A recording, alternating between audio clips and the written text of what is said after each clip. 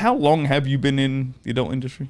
Almost 5 years. It'll be 5 years Okay. in September. And so you kind of got into pornography when you were like in your like late 20s Yeah, it was 26 when I started. when you got in. Because I find that there's a pretty big difference between girls who get in when they're like 18, 19 and their sort of attitude towards the industry, and then girls who get in late in their like late 20s or even sometimes in their 30s. Yeah. The girls who get in later in life have a far more professional approach to pornography and to the whole like sex work industry in general. Yes. Versus girls who get in at 18. I mean, because you work with teeny girls as well. You shoot lesbian scenes. I do. I do work with younger girls. They're usually on time only because they have agents. Bingo, right? Yeah. That's kind of what I was. You knew exactly what I was going to say. You knew exactly where I was going with this. The younger girls, it's a little bit less professionalism. Yeah. A little bit more like They're being their handled. whole hand is being held the whole time. They're being walked through the whole thing. Which I mean, look, that's fair enough. Like she's 18 years old, she's 19, 20 years old. Yeah, whatever. I mean, like, when I was 18, 19, I was a shithead too. So I get it. Yeah. I was on point. I've always been on point all the time. I was a shithead, but I was in college, so it's different. Okay, a little bit different. Slightly different. But yeah. That versus when I work with somebody like Joslyn, for example, it is just easy. Like it's a breeze, it's professional, everything's like all the T's are crossed, I's are dotted, and it's easy to work with. So the one of the issues I've had with younger girls is like they just don't have supplies. Right. So like so they'll be like their string will be hanging out. Can I say that? You can say whatever you want. Okay. You can say whatever Their you like. string will be hanging out, and you're like, But, okay, what do you? Okay, when she says that their string will be hanging out, she's referring to a tampon string. Yes, and the girl isn't aware that you should really stuff a sponge in there, but they always say, "Oh, well, I was told there would be no penetration today," and I'm like, "Yeah, Wait, but what? nobody wants to look at your fucking string." So she's really? Yeah. Oh God. Okay. And we had to cut the scene. I'm like, "Oh my god!" And then I always have to say something. I'm always the asshole, like. But you can at least be. It sounds better coming from you than it does coming from the director. Because like you're like that, you can play that kind of motherly role. Yeah. Even though you probably are playing a stepmom in that scene. Yeah. You could be like, "Hey, honey, look, take her aside. Look, this is how we do it. We don't do this. Yeah, we do that." yeah. And she can be like, "Oh, thank you."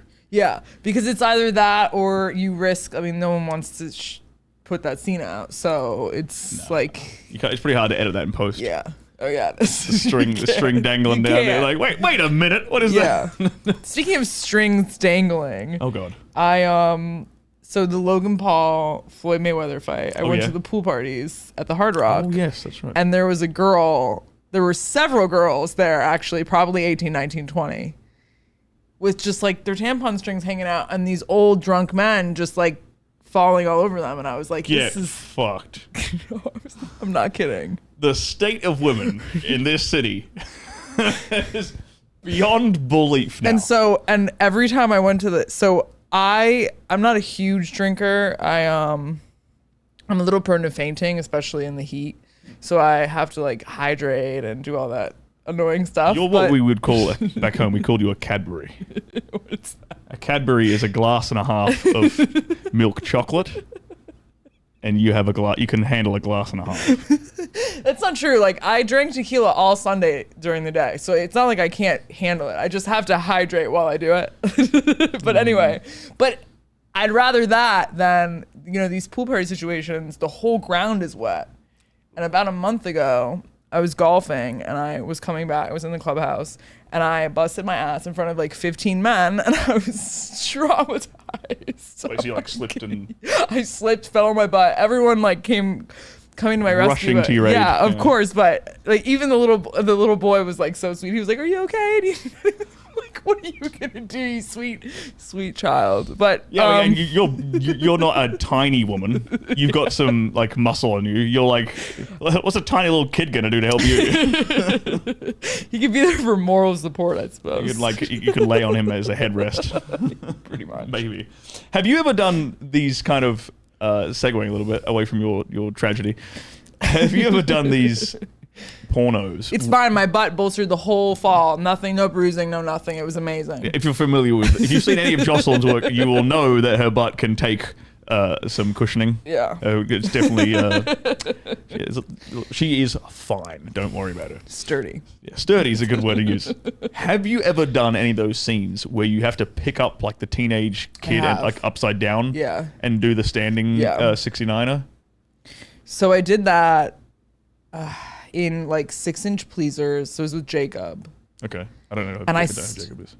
For Bang Bros. I stepped on the poor man's foot when I was picking her up. It was Nala Nova. Oh my God. I was picking her up and I was like, and so this was like when I was fitter, but still not as fit as I am now. So like my shoulders weren't as strong. And so like she wasn't helping me at all. And I kind of lost balance and I kind of fell on Jacob. I fucking made his toe bleed and he was like, God damn it, Joslyn. And I was like, I'm so sorry. He's like, just keep going, keep going. I picked her up. Finally, I did it. But it was like, that first scene was hard. But she was like 100 pounds. Now, I've lifted and carried like a 150-pound girl. And that, after I did that, I said, I'm retired. I'm sorry. I'm not doing this anymore. A girl has to be like 115 and lower. Yeah. There should be a weight limit. Yeah, like 150. But you've only done that with girls. You haven't done it with like a guy? No. Like the dude who looks like he's 16, like a Geordie? Geordie? No, I've never shot with Geordie. Okay. Yeah. If you had, you would have done it then. They'd absolutely make you do it. That's, oh my God. That was like a whole trend. So because you sort of do most of your own stuff these days. Yeah. More so I do my own stunts, yeah. My own stunts. I get my own stunt cocks in. I do that. But I shoot for myself. More than anything. But when you were getting sort of at the sort of beginning of your career, when you were getting booked a lot, it was mostly interracial stuff, wasn't it? Well, so I was on contract with Bang Bros actually for 6 months. Okay. So that's how the whole thing started. And you were doing, what's the website called? Black Patrol. Black Patrol. That's kind of where you got your name. Yeah. And that's why sometimes people just call me Mrs. Officer, and it's really, I love it. Oh my God.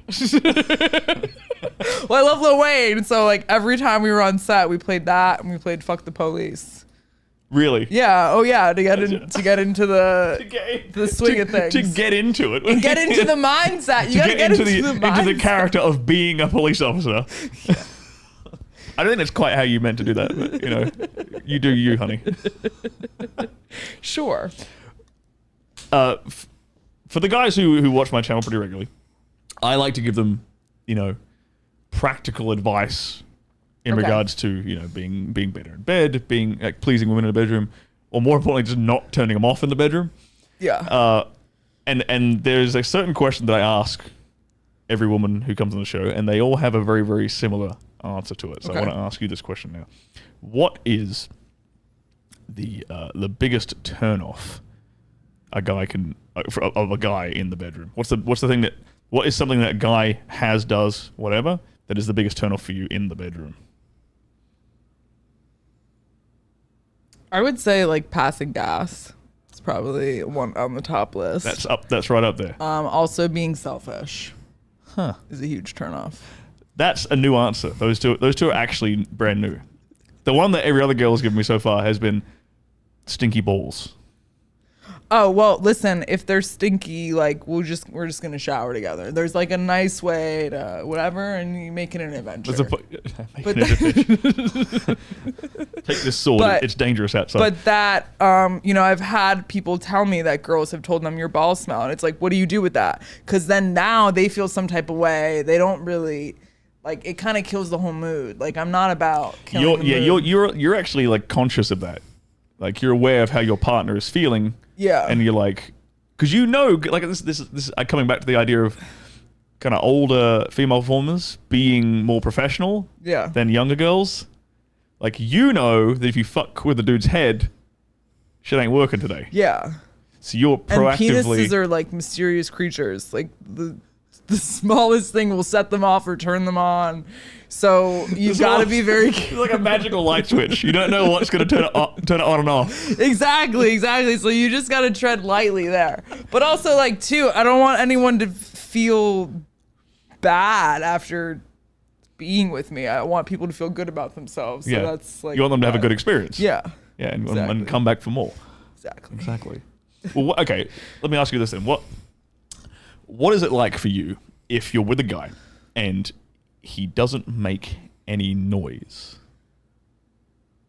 Sometimes I'll be like, "You okay?" or like, "You liking it?" or I'll turn into like dirty talk. "Oh, you like it when I do that?" just to like kind of Prompt him. Yeah, just kind of, because I don't like it to be a one-way road. Yeah. But then if the guy is super loud too, it's also a little off-putting. It's not. What is super loud? Can you give me an example of super loud? I don't want to break your microphone, but like if the guy's just like Do it from over here. Like if the guy's like like screaming and I don't know, like when a guy comes, sometimes it's like they make really what weird guy noise. sounds like a seagull? Have you been having sex with a seagull? Because that sounded like. No.